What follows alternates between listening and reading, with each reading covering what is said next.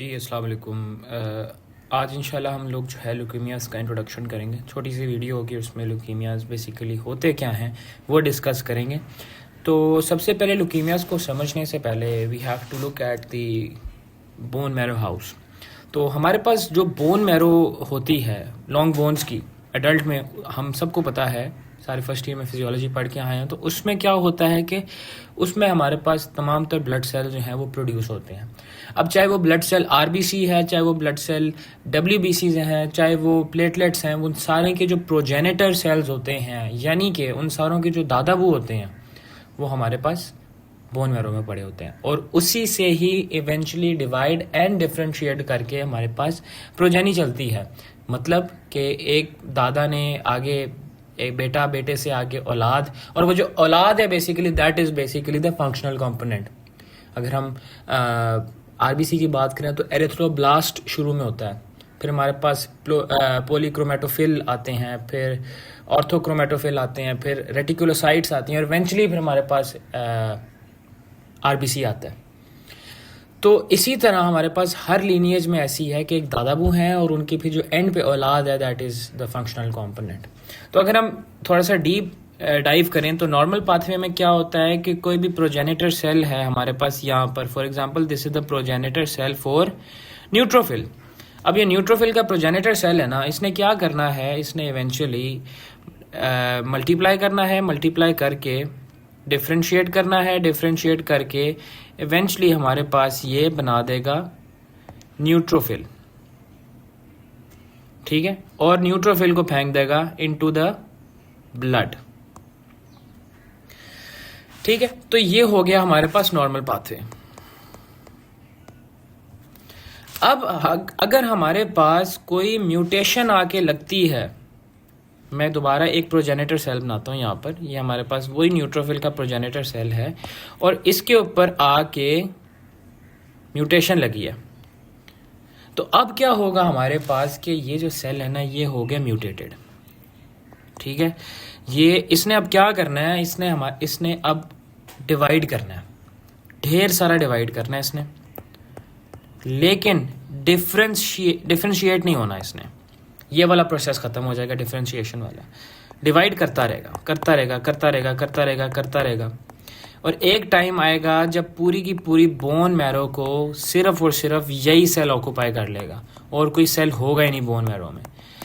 तो हमारे पास अब बोन मैरो में जगह ख़त्म हो गई है। तो अब क्या होगा, यही जो ये डिवाइडेड हुए सेल नहीं तो अभी रुक तो नहीं रहे, डिवाइड ही करी जा रहे हैं, ठीक है, लेकिन जगह ख़त्म हो गई। तो अब क्या होगा कि अब spillage of these mutated cell into the blood, ये ब्लड में आने लग जाएंगे और इसी को हम ल्यूकीमिया कहते हैं। The spillage of mutated blood cells which have lost their function is known as leukaemia, and leukaemia specifically हमारे पास डब्ल्यूबीसीज का होता है। तो अगर हम रीडिफाइन करें अपनी डेफिनेशन तो उसको हम कह सकते हैं द स्पिलेज ऑफ प्रोजेनेटर या डब्ल्यूबीसीज from bone marrow house into the blood, ठीक है, is known as leukaemia. So this was basically the basics of leukaemia. इसके बाद हम इंशाल्लाह एक एक टाइप करेंगे ल्यूकीमिया की। जी, तो हम अपना इंट्रोडक्शन वाला जो वीडियो है इसको आगे कंटिन्यू करते हैं, और शुरू में मैंने आपको इस वीडियो के शुरू में मैंने आपको ल्यूकीमियाज़ के इंट्रोडक्शन दिया। अब जो मैं आपको पढ़ाने लगा हूँ this is the basics of leukaemias. ठीक है, अगर आपको ये चीज़ें पता लग गई और इसमें मैं आपको बहुत अच्छे तरीके से चारों के चारों ल्यूकीमियाज़ याद करा दूंगा, लिटरली याद करा दूंगा आपको, और ये आपने अगर समझ लिए तो आगे आपके ल्यूकीमियाज़ आपके लिए हलवा हो जाएंगे। अच्छा, हमारे पास बेसिकली क्या होता है, वही बोन मैरो हाउस हम लेंगे, और बोन मैरो हाउस में जो हमारे पास सेल्स होते हैं उनका नाम होता है pluripotent haematopoietic stem cells. Pluripotent haematopoietic stem cells basically differentiate करके, डिवाइड करके आपके तमाम तर ब्लड सेल्स बनाते हैं, आरबीसीज भी बनाते हैं, प्लेटलेट्स भी बनाते हैं, डब्ल्यूबीसीज भी बनाते हैं। ठीक है, तो हम since we are talking about the leukaemias, और ल्यूकीमियाज वाइट ब्लड सेल्स का डिसऑर्डर है, तो हम ऑब्वियसली वाइट ब्लड सेल्स की ही लीनिएज लेंगे हिमेटोपोइटिक स्टेम सेल्स की। वो हिमेटोपोइटिक स्टेम सेल जो हमारे पास WBCs बनाते हैं, ठीक है, उन्हीं की लीनिएजेस मैंने ये 2 लिखी हैं। बाकी हमें RBC से कोई कंसर्न नहीं है, प्लेटलेट से कोई कंसर्न नहीं है, बनाती हैं ये, लेकिन हमारा उनका कोई कंसर्न नहीं है। तो अगर मैं बात करूं उन 2 लीनिएजेस की जो हमारे पास बनती हैं फॉर WBCs, तो उसमें से एक लीनिएज है लिम्फॉइड लीनिएज एंड एक लीनिएज है हमारे पास माइलॉइड लीनिएज, ठीक है। हमारे पास लिम्फॉइड लीनिएज, नाम ही जाहिर हो रहा है, लिम्फोसाइट्स बनाएगी, और माइलॉइड लीनिएज आपके पास न्यूट्रोफिल, बेजोफिल, एसिनोफिल्स और ये चीज़ें आपके पास माइलॉइड लीनिएज बनाएगी, ठीक है।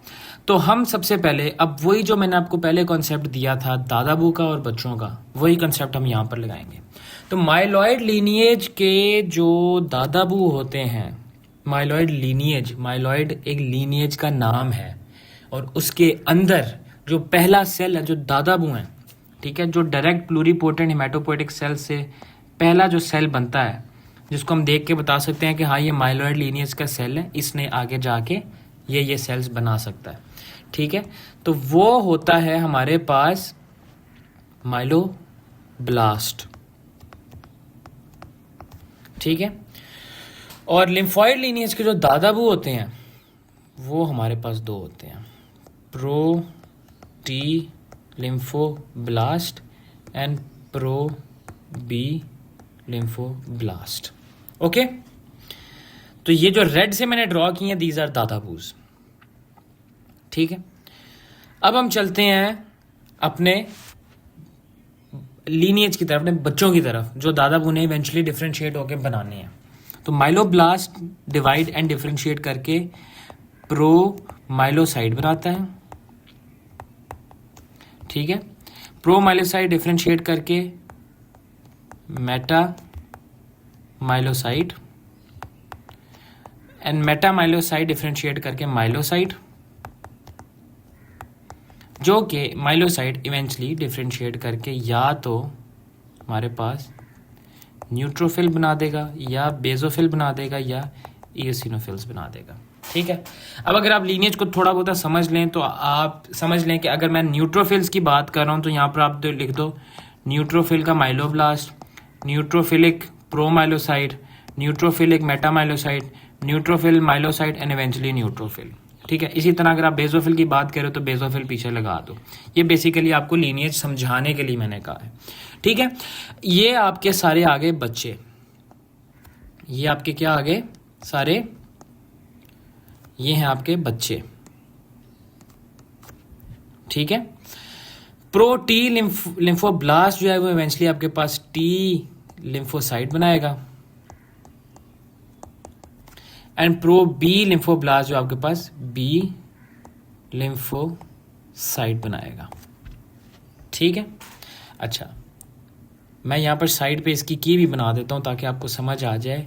रेड इज दादा, अच्छा मैं क्यों एम्फसाइज कर रहा हूँ दादा और बच्चों पे, ये इसकी मैं आगे जाके एक वजह बताऊंगा। और ब्लू इज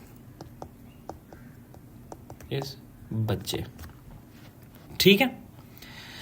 अच्छा, अब इस सब को याद करने का तरीका और तमाम तर लुकीमियाज के अंदर क्या क्या आपको नज़र आएगा मॉर्फोलॉजिकली, ठीक है, उसको याद करने के लिए ये आप चीज़ समझ लें जो मैं अब आपको समझाने लगूँ। Always remember acute is equal to दादा,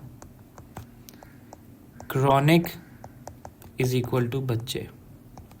ये सिर्फ मेरा एक तरीका है याद करने का, ये लाजमी नहीं है कि हर कोई एक्यूट इन्फेक्शन हो रही तो उसमें दादा वो आएगा, लेकिन it is a way to remember सारे लुकीमियाज। तो एक्यूट इज दादा एंड क्रॉनिक इज बच्चे।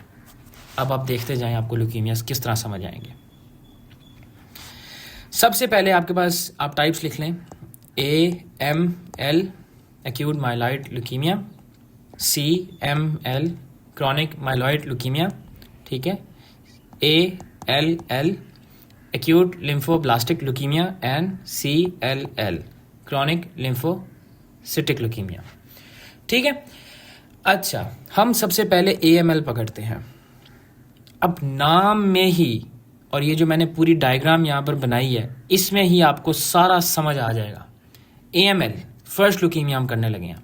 इसकी अलहदा मैं वीडियो बनाऊंगा, लेकिन सिर्फ समझाने के लिए कि हो क्या रहा है। बेसिकली AML नाम का पहला लफ्ज़ क्या है? एक्यूट। तो एक्यूट क्या होते हैं? दादा। यस, दादा होते हैं एक्यूट, ठीक है। और किसके दादा? माइलॉइड लीनिएज के दादा। तो अब यहाँ से ऊपर देखते जाओ, ओह माइलॉइड लीनिएज के दादा तो माइलोब्लास्ट है। तो इसका क्या मतलब है कि म्यूटेशन जो है AML में वो माइलोब्लास्ट पे लगी है, और माइलोब्लास्ट ढेर सारे ऐसे बनने लग गए हैं, आगे डिफ्रेंशिएट ही नहीं हो पा रहे। समझ आ गई मेरी बात की? अच्छा, AML में हमारे पास क्या आएगा? Myeloblast in the blood. Okay, समझ आ गई। Now let's move towards CML। मैं आपको दोबारा कह रहा हूँ, this is just an introduction. एक ल्यूकीमियाज को हम दोबारा जरूर पकड़ेंगे। CML पे आते हैं। CML नाम में क्या है? क्रॉनिक। क्रॉनिक का मतलब क्या है? बच्चे। किसके बच्चे? माइलॉइड लीनिएज के बच्चे। तो माइलॉइड लीनिएज के बच्चे, ये सारे माइलॉइड लीनिएज के बच्चे हैं, ठीक है। तो ब्लड में आपको पास ये सारे नजर आएंगे। इसका क्या मतलब है? क्रॉनिक माइलॉइड ल्यूकीमिया में म्यूटेशन प्रोमाइलोसाइट पे भी आके लगी है, मेटामाइलोसाइट पे भी आके लगी है, माइलोसाइट न्यूट्रोफिल पे भी आके लगी है कि ये भी आपस में इतना बनने लगे हैं। मेटामाइलोसाइट भी बनने लग गया ढेर सारा, प्रोमाइलोसाइट भी बनने लग गया है, न्यूट्रोफिल भी ढेर सारे बनने लगे हैं, और इनकी जो फंक्शनल कैपेसिटी है, फंक्शन करने का तरीका है, वो लॉस हो चुका है, ठीक है। तो आपको ब्लड में CML में क्या नज़र आएगा? Promyelocyte, metamyelocyte, myelocyte, neutrophil, basophil and eosinophils. Done with AML and CML। ये इतनी सी बात है इसके अंदर याद करने वाली, जो कंफ्यूजिंग लगती है। इनकी म्यूटेशंस भी इंशाल्लाह वो एक जब हम ल्यूकीमिया पकड़ेंगे तो इसकी म्यूटेशंस भी आपको मैं आसान कर दूंगा। अब ज़रा चलते हैं हम अपने इसके ऊपर, लिम्फॉइड लीनिएज के ऊपर। सबसे पहले हमारे पास आ गया है ALL, एक्यूट लिम्फोब्लास्टिक ल्यूकीमिया। अब वही कॉन्सेप्ट लगाना है हमने। एक्यूट का मतलब दादा।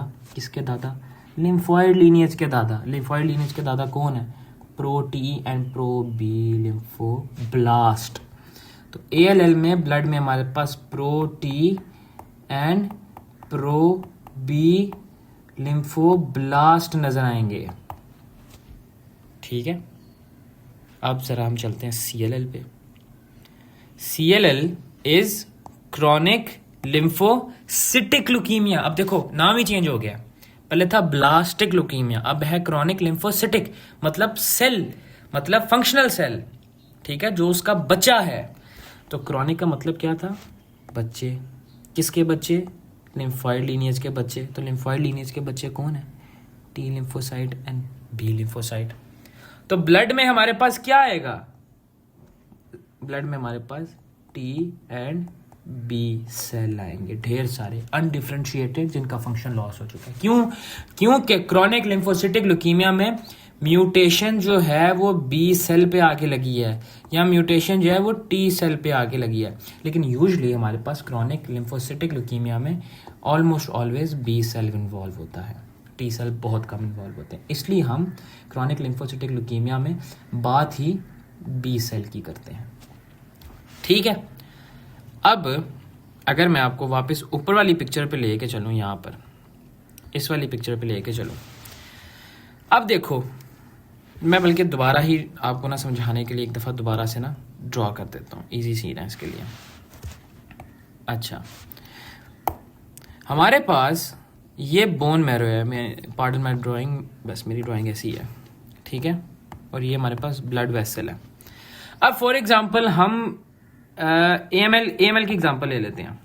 AML में हमारे पास ये पड़ा हुआ है माइलोब्लास्ट पे आके म्यूटेशन लगी है, और माइलोब्लास्ट अनकंट्रोल्ड डिवाइड करी जा रहा है, डिफरेंशिएट नहीं कर रहा इनटू न्यूट्रोफिल, बेसोफिल, एसिनोफिल जो उसने बनाने हैं माइलॉइड लीनिएज के। तो ये हमारे पास ढेर सारे पूरी की पूरी बोन मैरो में बैठ गए हैं। अब मुझे बताओ, बोन मैरो की स्पेस तो ऑक्यूपाई हो गई, ऑब्वियसली ये माइलोब्लास्ट ब्लड में भी आ जाएंगे, उसी को तो ल्यूकीमिया कहते हैं।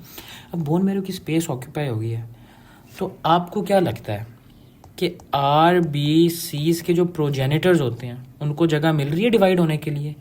नहीं मिल रही। तो RBC की कमी होगी। तो RBC की कमी को क्या कहते हैं? एनीमिया। हर लुकीमिया में बंदे को एनीमिया होगा, चाहे वो AML है, ALL है, CLL है या CML है। प्लेटलेट्स की बात कर लें, प्लेटलेट्स में हमारे पास अब इस जगह पे प्लेटलेट्स को डिफ्रेंशिएट होने की जगह मिल रही, जो प्लेटलेट्स के प्रोजेनिटर सेल्स हैं नहीं मिल रही। तो क्या होगा? हमें प्लेटलेट्स की कमी को क्या कहते हैं? थ्रोम्बोसाइटोपिनिया। तो पेशेंट सफरिंग फ्रॉम ल्यूकीमिया, उसको एनीमिया भी होगा, उसको थ्रोम्बोसाइटोपिनिया भी होगा। ठीक है। सो this was the introduction. Quick recap कि हमारे पास नॉर्मल जो पाथवे होता है दैट इज दादाबू जो प्रोजेनिटर सेल्स होते हैं वो हमारे पास डिफरेंशिएट एंड डिवाइड करते हैं and eventually form the mature functional cell. Mutation अगर आ जाए प्रोजेनिटर सेल्स पे तो वो डिवाइड करते रहते हैं, डिफरेंशिएट नहीं होते। ठीक है। और वो बोन मैरो के पूरी कैपेसिटी को फिल करके eventually spill into the blood, इसको हम ल्यूकीमिया कहते हैं। ठीक है। ये छोटी सी मैंने एक डायग्राम करके आपको समझाया था। बेसिकली यहाँ पर हो क्या रहा है, यहाँ पर ये है कि हमारे पास प्लूरिपोटेंट हिमेटोपोएटिक स्टेम सेल्स वो तमाम तो ब्लड सेल्स बनाते हैं। अब उसमें हमारे पास RBC प्लेटलेट्स बनते हैं, लेकिन हमने RBC प्लेटलेट्स की बात नहीं की। हम बात करें ल्यूकीमियाज में WBCs की, तो उसमें 2 लीनिएजेस आती हैं, myeloid lineage and lymphoid lineage. एक मिनट जरा, my pen is not working.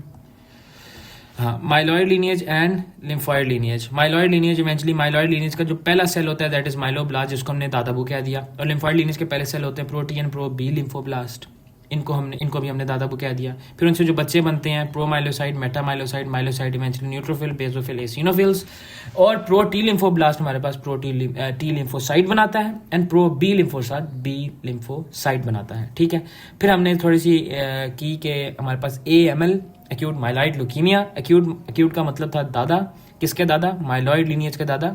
Acute का मतलब दादा, किसके दादा? माइलॉइड लीनिएज के दादा। तो माइलॉइड लीनिएज के दादा कौन है? माइलोब्लास्ट। तो ब्लड में हमारे पास माइलोब्लास्ट आ जाता है with all these anaemia and thrombocytopenia के सिम्टम्स।